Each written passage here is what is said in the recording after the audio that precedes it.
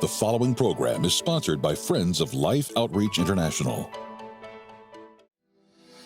When you're being told to let go, you need to know that the one who is telling you to let go can and will catch you. Our God is a rescuer, a deliverer, a tender shepherd. We can let go because we are being held. Sheila Walsh explains why we should have full confidence in God. Next on Life Today.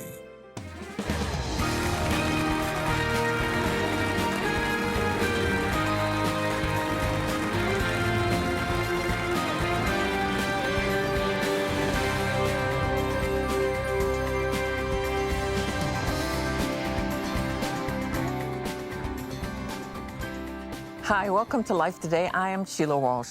Last year I wrote a book called Holding On When You Want to Let Go, Clinging to Hope When Life is Falling Apart. And part of the reason I wrote it was that halfway through 2020, as we were kind of really in the pandemic by that point, I found myself really spiraling again.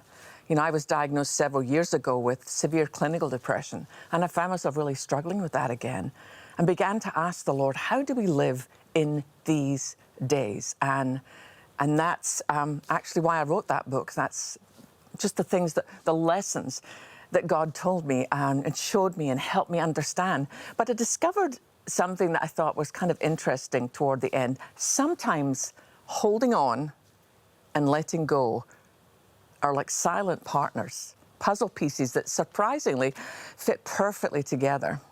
I've told you before that my husband Barry is an extrovert. What I didn't disclose, however, is his obsession with chimpanzees. And that became abundantly apparent one day when we took our son Christian to an amusement park in Florida. I served at that time on an advisory board with one of the senior officials at the park, and he'd been kind enough to give us special passes to the rides and the shows.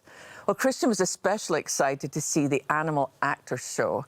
As we took our seats before the show began, a young employee told us that we would be chosen to participate with some of the animals if we were comfortable with that. And we assured him, yes, we were. It was really a great show. I remember a magnificent macaw flew over the audience and landed on Christian's shoulder. And then he was invited onto the platform to throw balls to two adorable dogs who could do all sorts of tricks. So far, so good, until the chimpanzee appeared. The trainer asked Barry if he would like to hold Bubbles. Well, I thought my husband might literally weep with joy as Bubbles wrapped his arms around his neck and gave him a big kiss on his cheek. The chimp then put his hat on Barry's head and, the audience laughed and clapped. Well, then it was time to give Bubbles back. Barry didn't move. He held on to that chimp as if they were on the Titanic and it was going down. The trainer actually signaled to Barry to bring Bubbles back to the platform. Barry simply waved back. He didn't move. It's time to give him back, I whispered to him. Well, eventually the trainer pried Barry's arms off his furry new best friend, and he had to let go. On the cab ride back to the hotel, Christian asked his dad, "Dad, did you not know you would have to actually give the chimp back?" "I did," he said. I wanted to hold on for a little longer." I know that feeling.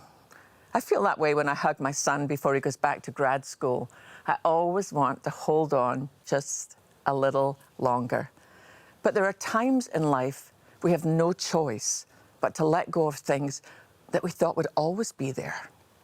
I mean, it could be a relationship, a marriage, a home, a career, something that we absolutely counted on, something that we felt in many ways defined us. These losses, they can shake us to our core, as if a tsunami has hit our foundation and nothing looks the same anymore. In times like that, we want to know, God, do you see me? Do you see what's happening here?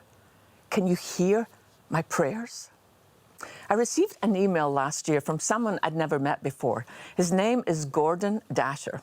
The heading on his email was, "Your impact on my aging father." He began his note with the sad news that his dad had just passed away a few days earlier from COVID. He was 88 years old. Well, Gordon shared with me some of the issues that he and his dad had struggled with throughout the years. Yet after his dad's passing, he found a note on his father's refrigerator that helped him see that God had been working all along. It was actually a quote from a book of mine that his dad had typed out and taped where he could see it every day on the refrigerator. Well, I wrote to Gordon to thank him for being kind enough to let me know.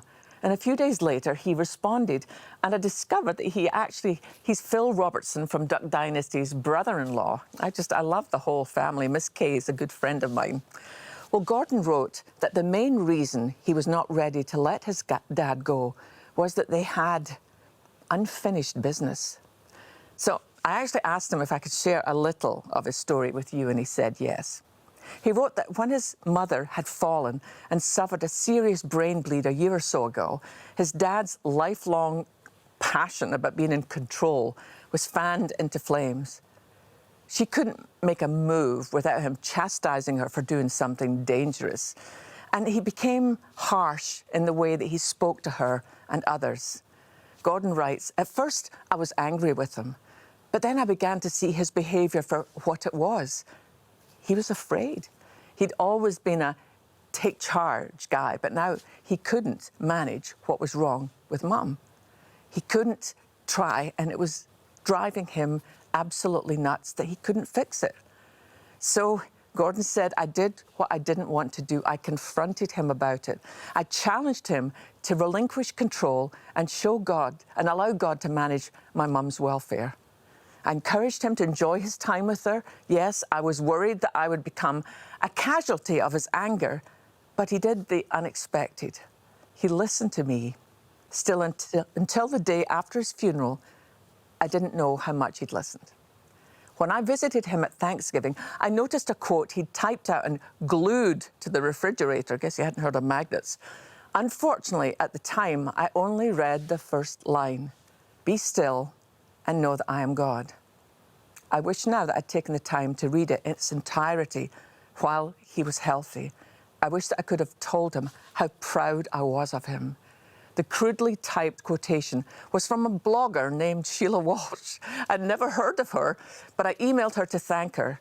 Her words changed my father's life. This was the full quote that his dad had typed out and had glued to the refrigerator. "Be still and know that I am God." The original Hebrew root of "be still" doesn't mean be quiet. It means let go. That's very different, don't you think? Let go and know that I am God. Let go of trying to control your spouse.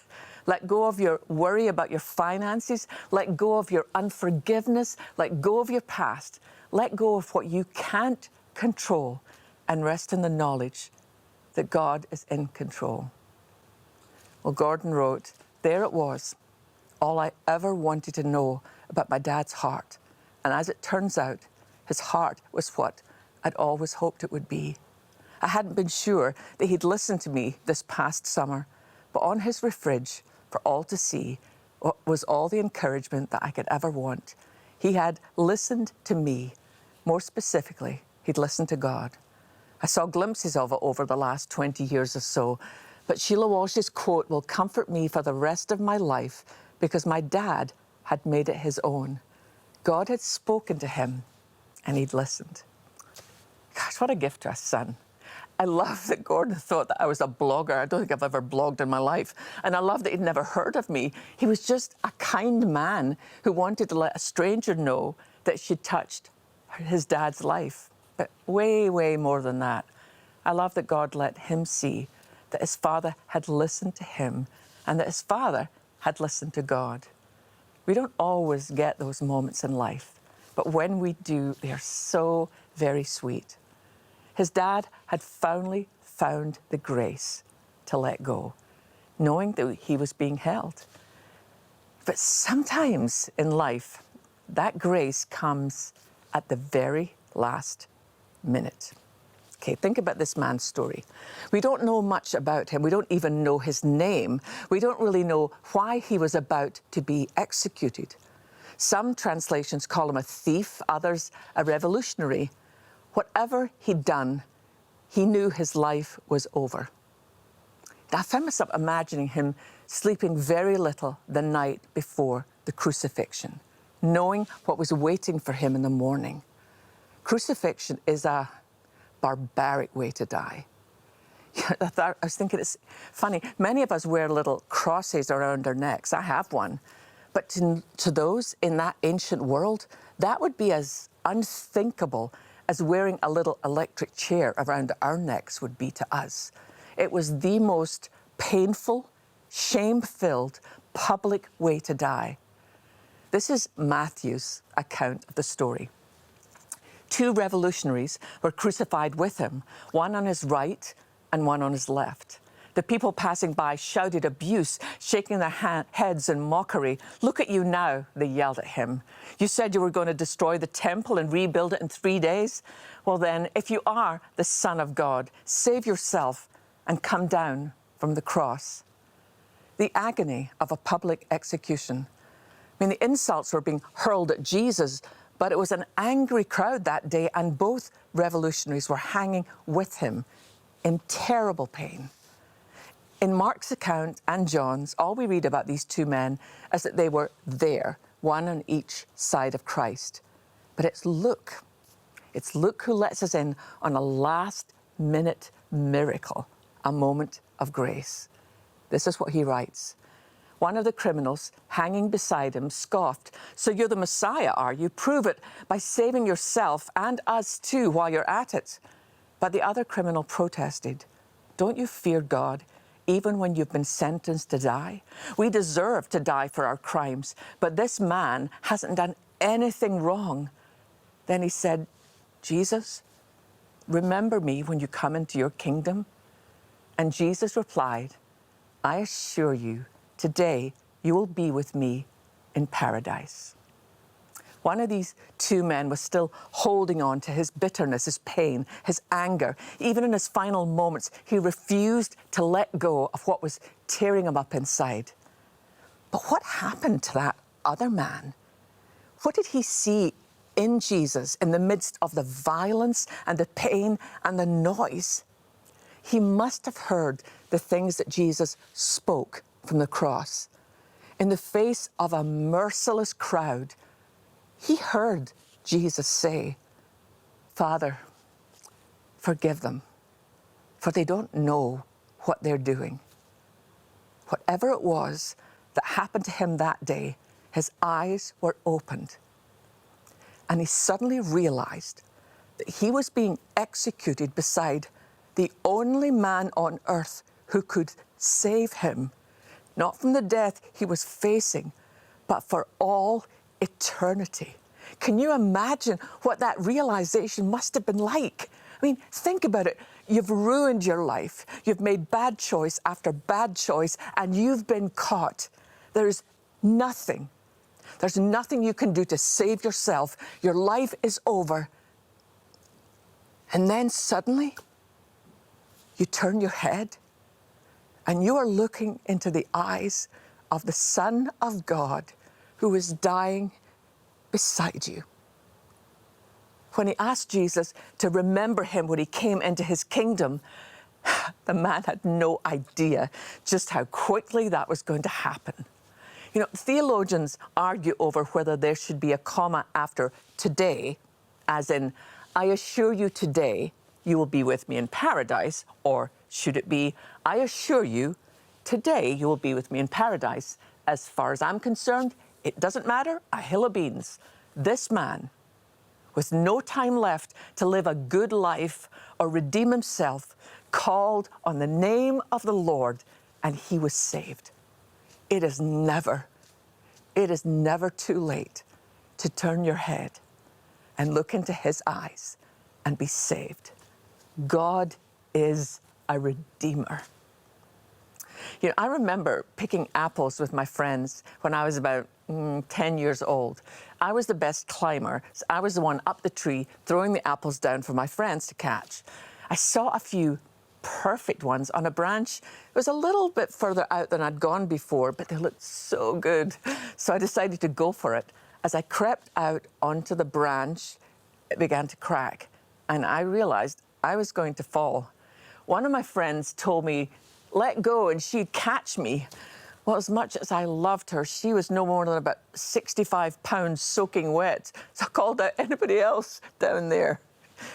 When you're being told to let go, you need to know that the one who is telling you to let go can and will catch you.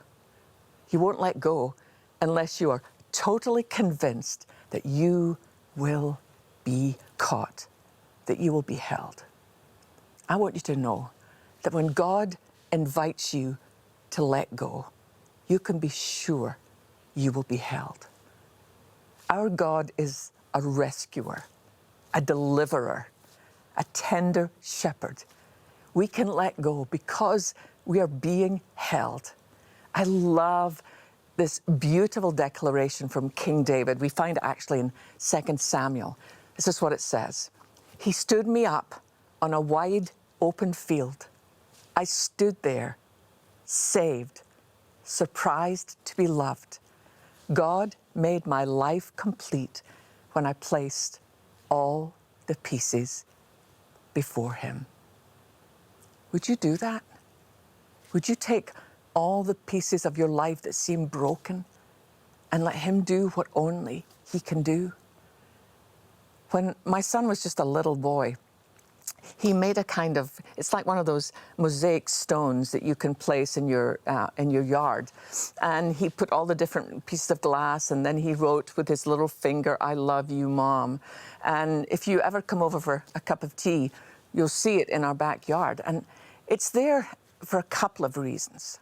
One, because my son made it, so I'll treasure it forever.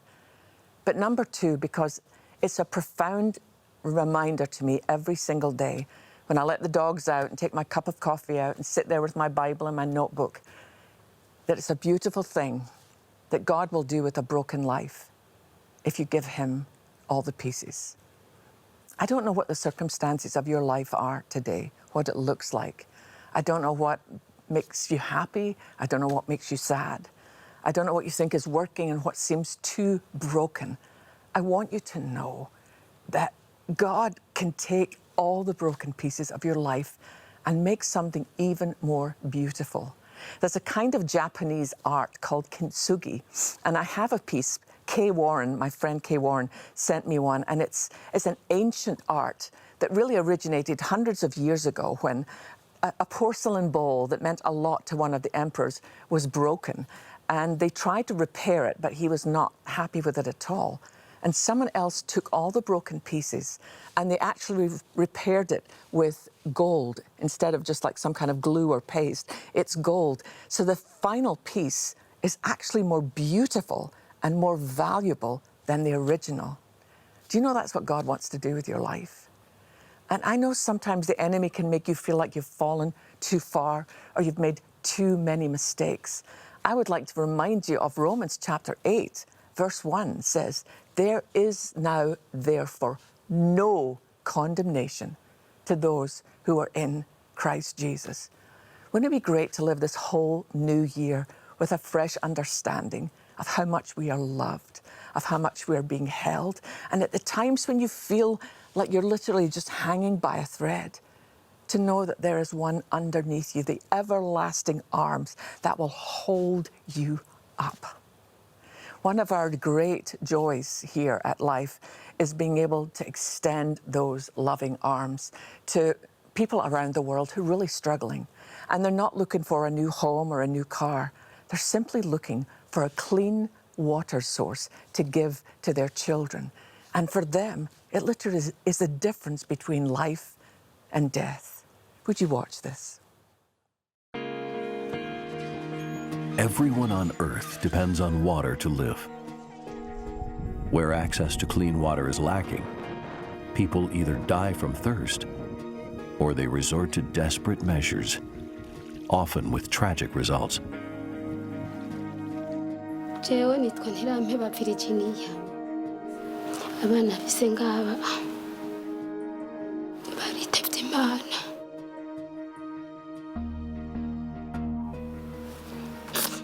Ariko ibyo byose je nibaza ko byatewe n'aya mazi y'amandatu. Gloriosa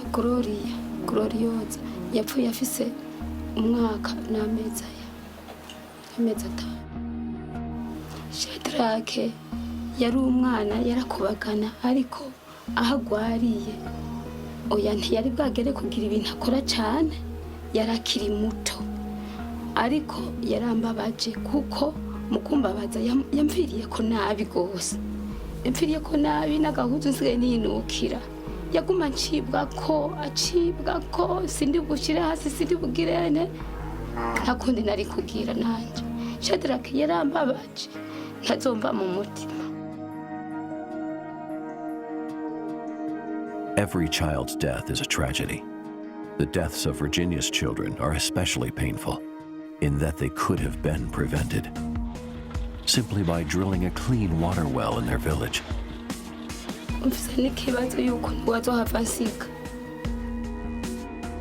We cannot change the past, but there are children still alive whose futures hang in the balance and can still be saved if we only choose to act. You know, every time that we take a trip to Africa, I learn something that I didn't understand before. On our last trip, which was to Zambia, one of the things that I realized was how far so many of these mothers have to walk to get bad water. It's not like if we walk for a few hours, we can get some nice, clean water. They walk for an hour, 2 hours, and what they come to is the only source for miles.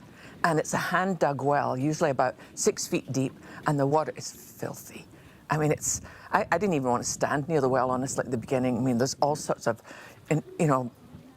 flying creatures. There's snakes in it. There's just everything you could imagine. And the water, even when they bring it up in their whatever container they have, and they pour it into something for their children to drink, I mean, you would be horrified at the color of the water. But not just that, realizing the disease. And the most vulnerable are the little ones. So many of the children who die are under 5 because their immune system is already so compromised because they usually don't have adequate food resources either. And so when they do drink this water and it's contaminated, they get devastating diarrhea. And I've talked to so many moms who say, you know, when my child got sick, you know, I tried to take them to the nearest clinic, but often on the way there, that child dies in their arms. And these mothers, they're just like you and me. They're just parents who love their children, and they're asking for our help. This is something that James and Betty have been committed to for years. But our fresh commitment for this year is to drill 350 wells in over 20 nations. That might seem like a lot. To drill one well is $4,800, which actually is amazing. And these wells go down deep to clean water sources, and they'll last usually for about 70 years. So literally, that's why we call it water for life, because it will give water for a whole village for their lifetime. That's a lot for some of you, but could you do $48? $48 would provide water, clean drinking water for 10. 144 would give clean drinking water for 30. I've seen the difference it makes. And for any gift at all, you can request my book, Holding On When You Want to Let Go. We've lots of things that we'd love to send you as a thank you. But I'm asking you, would you do something now? These mothers, so many of them are faithful mothers who get down on their knees at night and pray, God, would you hear our prayer? And you and I have this privilege of being able to respond. You know, the last time I got on a flight to fly to Africa, and I picked up a bottle of water at the airport and then thought, this is worth more than gold in Africa. Let's be the answer to their prayers. Would you go online and make the best gift possible? Will you call that number on your screen now? And let's be the answer. Let's bring water for life in Jesus' name. Thank you. Waterborne illness is a killer that strikes the most vulnerable. For many impoverished families, the death of a child is the tragic result of having no choice but to drink contaminated water. But with your help, they won't have to make this choice ever again. Mission Water for Life provides clean, fresh drinking water for thousands of children and their families, giving them a life free from the fear of death. With your gift today, you can help drill and establish 350 water wells this year. Your gift of $24 will help provide clean water for 5 children. A gift of $48 will help provide for 10. $72 will provide for 15. And $144 will help provide life-giving water for 30 people for a lifetime. With your gift, we'll send you Bible Promises for Life, the ultimate handbook to everything God guarantees you in His Word, and a powerful resource that will give you the confidence to face life's troubles. With your gift of $100 or more, please request the I Will Give You Rest throw. It's a reminder of our Savior's promise of rest to those who trust in His grace and love. Finally, please consider a gift of $1,200 to help provide water for 250 people, or a gift of $4,800 to help sponsor a complete well. And you may request our new inspiring bronze sculpture, Let the Children Come. Please call, write, or make your gift online. Thank you so much. Thanks for watching all the way through. I know sometimes when things like that are difficult, it's easy just to flip the channel, but you didn't, so yay you. And let's do this. I mean, what a joy it is to be able to put a water well in a village so that children are laughing and singing. They're not dying. It's literally the difference between life and death. So if you tried to get through and the lines were busy, please keep calling. For any gift at all, you can request a copy of my book, Holding On When You Want to Let Go, which I pray will be an encouragement to you. So even though you see a couple of us on camera, there's a whole family here who love you and pray for you. And I just want to thank you for being with us and say we'll see you next time on Life Today.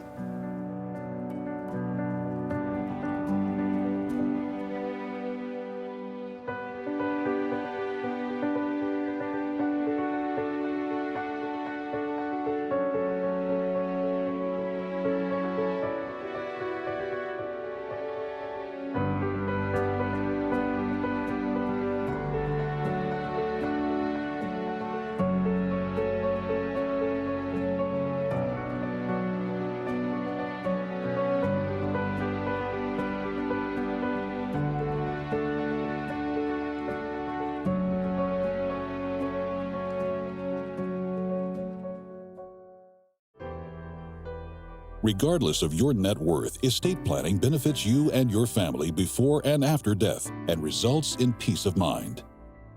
As a free service to our friends and partners, Life Planning Services, a ministry of Life Outreach International, can help with your estate planning needs and chart your financial future. Don't put off this important step to peace of mind through better planning. Contact Life Planning Services today.